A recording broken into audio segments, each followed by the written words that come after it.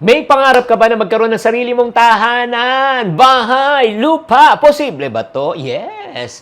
Sa video na ito, I would like to share with you kung paano ko nabili ang aking pinaka-first property and I will teach you how you can too. Videos that will make you wealthy and debt-free.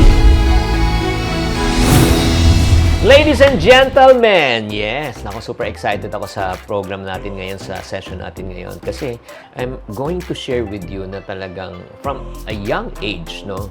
Nako, sana maunawaan nyo talaga yung power of having your own property, yung sarili mong tirahan. Bago natin pag-usapan yung sariling tirahan, make sure lang nakasubscribe na kayo sa channel na ito so that you won't miss any good episode natin. Alam mo, may hirap kasi kung wala kang sariling bahay. What do I mean? Kasi number one, pag wala kang sariling tirahan, pwede kang paalisin, pwede kang taasan ng renta, di ba? Or pwedeng sabihin, kahit na nagbabayad ka, sabihin sa'yo, Hindi, kailanganan namin yung bahay. Pwede na ba kayo umalis? yung alam mo bang, ang hirap, rooted ka na doon, kilala mo na yung mga tao, comfortable ka na, bigla ka na lang paaalisin. Ay nako. Number two, syempre wala kang control. Lalo na kung sa bahay, kung meron kang ayusin, hindi mo pwedeng ayusin, magpapaalam ko muna sa may-ari. And then not only that, syempre naman, ang dami. Yung pinakaayaw ko talaga, yung na-experience ng asawa ko, nung siya ay single pa. 2 beses silang na-sharing. Oo, yung parang, yun nga, tinanggal yung mga bahay, yung mga bagay sa kalsada. Ang hirap noon, yung kahihiyan. Sino sa inyo nakaka-relate sa ganito? Type relate at saka share mo yung story nyo. So, basically, ano yung tinuro po sa akin when I was young? Hindi ko makalimutan na sinabi ng nanay ko. Sabi niya, anak, ang goal mo, number 1, kung magkapera ka, sabi sa akin, magkapera ka, una, inegosyo mo. Pagkatapos, pag may negosyo ka na, doon ka na bumili kung anong gusto mo.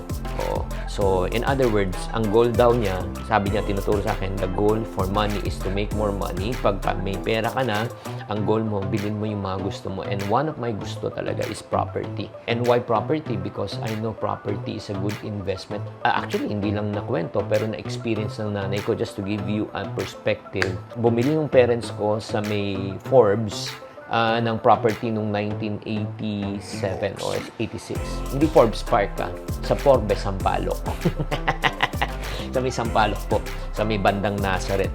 Eh, binili nila yung townhouse unit for only 375,000 or 350. And guess what? Natirhan namin ng 10 years yan. At nung binenta namin, naging 3.5 million. So, na-witness ko yan. Ay, grabe. Sabi ko, okay ito Tinirhan mo na, nabenta mo pa ng mataas. Pwede to. And then, that's the reason why, yun nga guys, it gave me the idea that I need, ang unang goal ko, aside from car, syempre, sasakyan muna, yung pinakaunang goal ko, ang second biggest purchase ko in my life was property. So, from an early age, I started to have an ipon. Nag-ipon talaga ako. I saved diligently, setting aside a portion of my income for my future property. Kaya nga, ito lang sasabihin ko po sa inyo. 3 yan sakripisyo, disiplina, at consistency. Ulitin ko, sakripisyo, disiplina, consistency. Sakripisyo, bakit? Di ba, yung mga gusto mong bilhin, since gusto mo magkaroon ng bahay, tinatabi mo na yung pera, pangbili mo ng bahay. Kaya nga hindi ako masyado nakapag-travel nung single ako. Kasi bakit po, imbis na mag-travel ako nung single ako, di ba, nilalagay ko sa bahay kasi may pinaglalaanan po. So, number 2, talagang disiplina. Disiplina na imbis na bibili ako ng mga bagay na gusto ko na hindi ko naman kailangan, ano ginawa ko? Ay, nilagay ko rin sa bahay ko.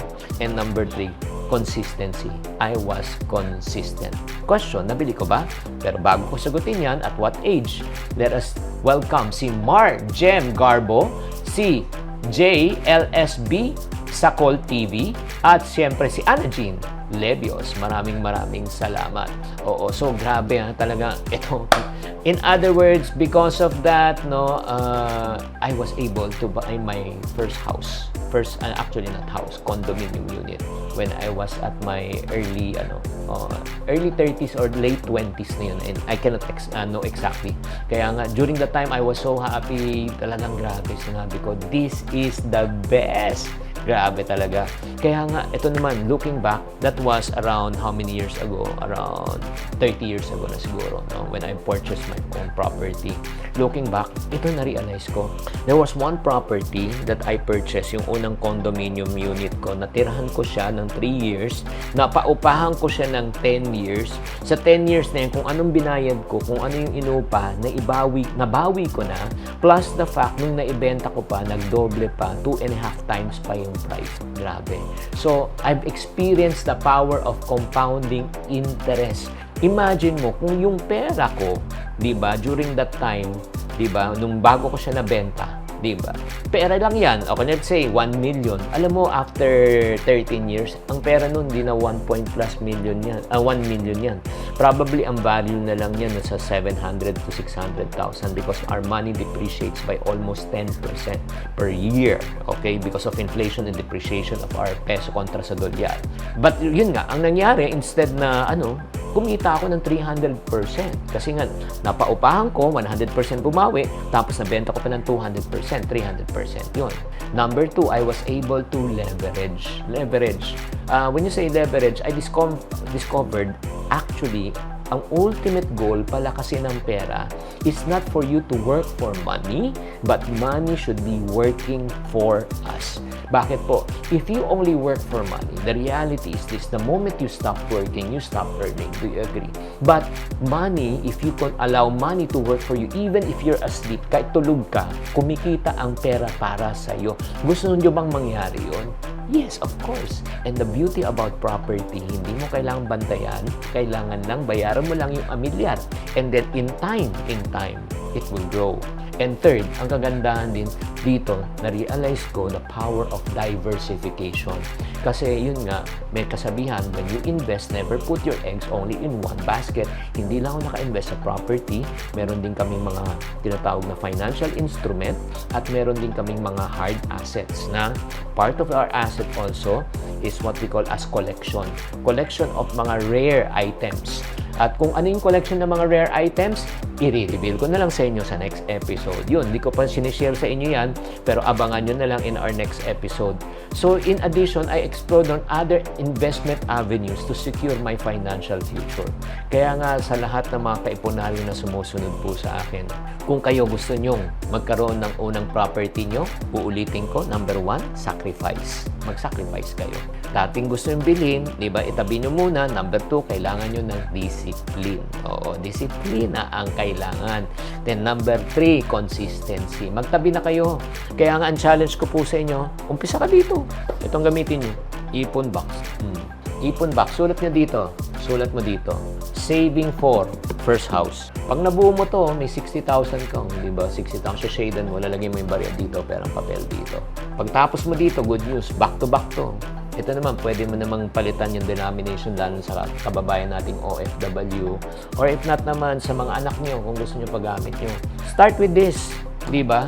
So, guys, at saka kung gusto nyo talagang matuto kung paano gumawa ng tamang hakbang on buying your first property, I highly recommend that you watch this parang course. Ito yung tinatawag na Real Estate Investment 101. Real Estate Investment 101. Para hindi kayo magkamali because, you know what? Property is one of the biggest investment or purchases that you are going to make. But this is the sad part. It took you a long time to earn the money. It took you a lot of discipline and sacrifice to save the money. But it only takes you one bad decision to lose everything. Kaya nga, bago ka bumili ng property, nasa sa inyo yan. You want to commit the mistakes and learn from your mistakes, or you want to learn from other people's mistakes. If you want to learn from other people's mistakes, check out Real Estate Investment 101 sa chinktv.com.